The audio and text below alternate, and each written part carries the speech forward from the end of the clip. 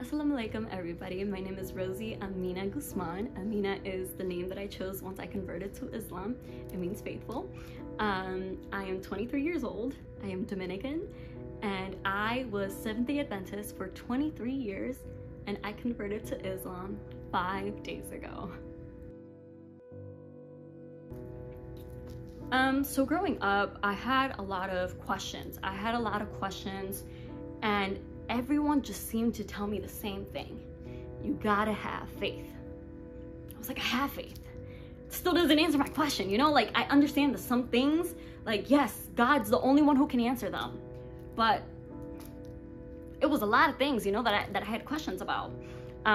Also, growing up in a Seventh Day Adventist Hispanic household, it was very difficult to look outside of our religion, not to mention that the town where I grew up was mostly Seventh Day Adventist. So I didn't really know about other religions besides, like, you know, there's Christianity, Catholics, stuff like that, because that's what you mostly see, especially where I grew up.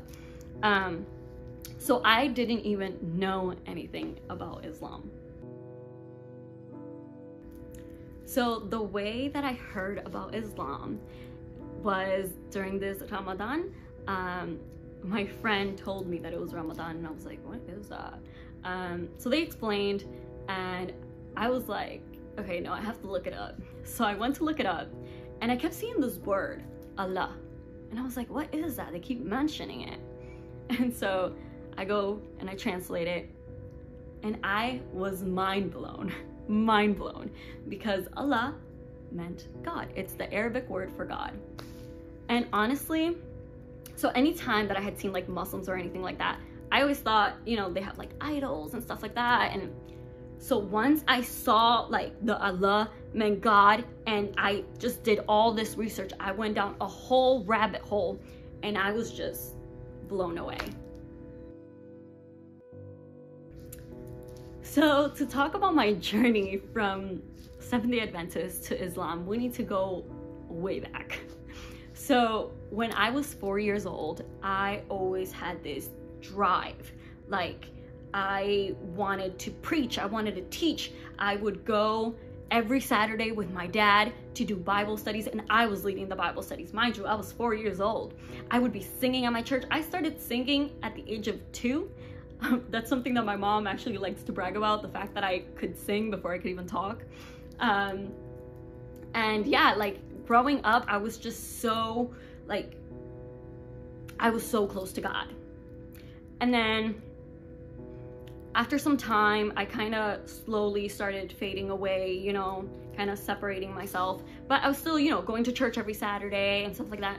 But I didn't really practice what the religion was, you know? Then, about 4 years ago, I was pregnant. I was pregnant with my son, Mateo. And once I found out that I was pregnant, it was like I felt this really, really strong calling that I wanted to preach. That same calling that I felt when I was 4 years old, I was feeling it again at the age of 19. I was just, I want to preach. I was holding crusades. I was singing at different churches. I was preaching at different churches. I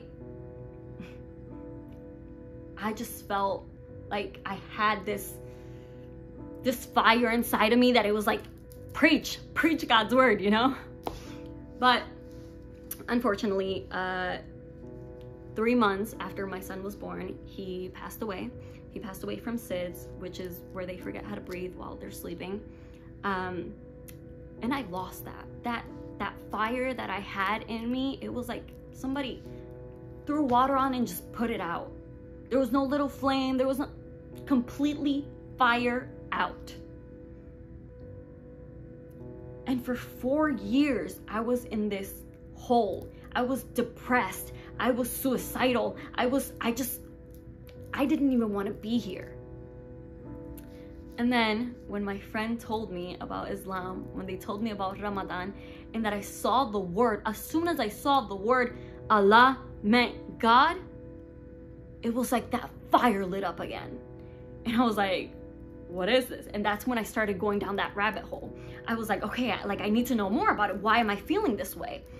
And I did so much research. I was going crazy. I would get up and I was studying Islam. I would go to sleep studying Islam. I would wake up in the middle of the night and I would be studying Islam.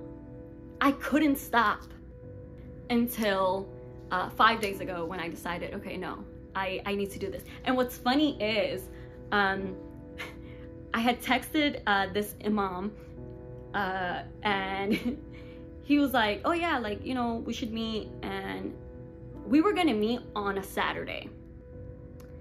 And I woke up on Tuesday and I was like, I can't wait till Saturday. Like, something in me was just like, get up. You have to go and you're doing it now. So I was like, I need to go do it. I texted this man at like 5 o'clock in the morning. Like, I want to do my Shahada today. Like, I had to.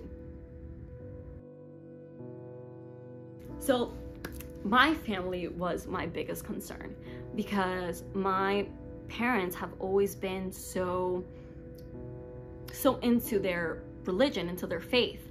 And my dad growing up, he didn't even want me to visit other churches. And even as an adult, like once I passed 18, my dad would still be calling me, you know, you coming to church? You coming to church?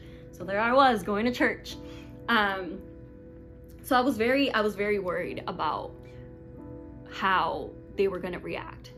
But I started praying. As soon as I was like, okay, I need to do this, I started praying. I had friends praying for me. I had a whole group on Facebook of Muslim women praying for me. Before I went to my mom's house, I prayed. I was like, Lord, you're the one that's doing all this. I don't even know how I got here, but you're the one doing all of this. So let this go well, please. So I take my mom outside to the back porch, and you know, I start kind of telling her, and she was like, okay. And I'm here like, she's gonna scream, is she gonna yell, what is she gonna do? But Alhamdulillah, my mother said, you're an adult. You make your own decisions. That's fine. And then she told me how she grew up Catholic, and at the age of 23, she converted from Catholic to Seventh Day Adventist.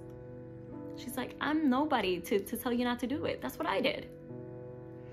And so I was so concerned about telling my dad and my sister that I told my mom, I was like, you have my full permission to tell them. My dad's still a little like, we had a little conversations about like, no this, you know, he fights for his faith, and that's okay. My sister, we haven't really talked about it. My mom told her, and she has not brought it up. But thankfully, they have all been really good about it. So you would think that the biggest change for me would be the head covering, because even before, I would never cover my hair, not even with a hoodie. Like, I just couldn't. My hair was out all the time. But even before I took my Shahada, I was already wearing it. I was like, no, and people told me, you don't have to wear it. That's your personal decision with God. I was like, okay, but I'm wearing it. But really, the biggest change for me was all the hate and negative comments that I got from people that I've grown up with, that I've known my whole life. It was a very difficult change, but you know, I see it as Satan is always trying to shut down God's word, trying not to let us spread. But it's gonna happen. It's gonna happen anyways. Okay, so the first thing I would say is, you would not go to an atheist to learn about Christianity. So please, whatever you do, go to someone who has lived and practiced Islam. I would also say, if you are easily influenced, don't go to social media, because social media has a way of just lying, really. Final comment. I would probably say we're all made from the same creator. We all love the same God. We just have different titles. So let's not judge. Let's be more accepting. And may Allah have mercy on us all.